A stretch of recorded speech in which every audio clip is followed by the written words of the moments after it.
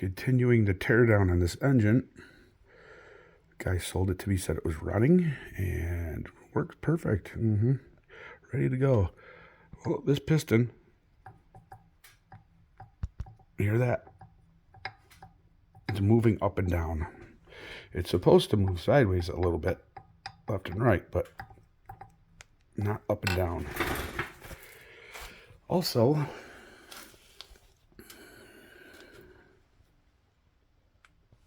engine block's cracked right here. Can you see that? Where am I?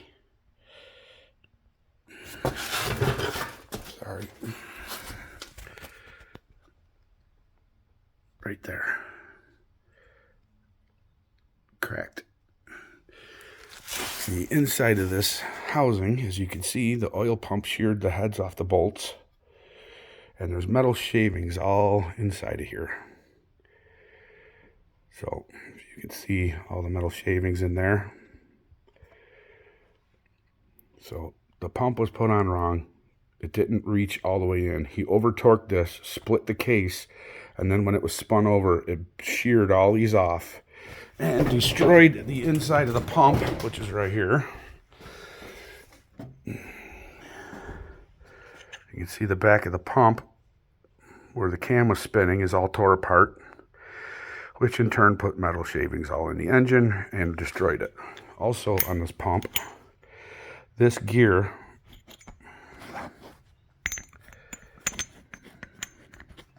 come on, hard to do with one hand.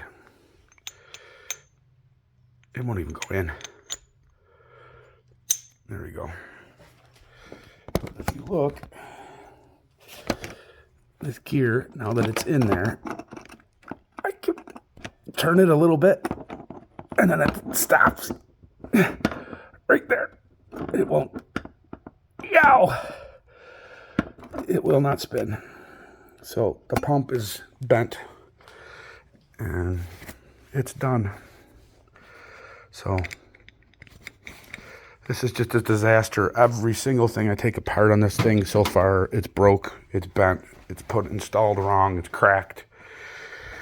So the only thing that's probably good on it is hopefully the dual carbs, and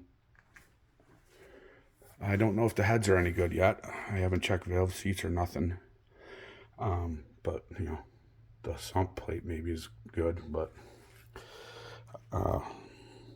obviously metal shavings went through this entire engine.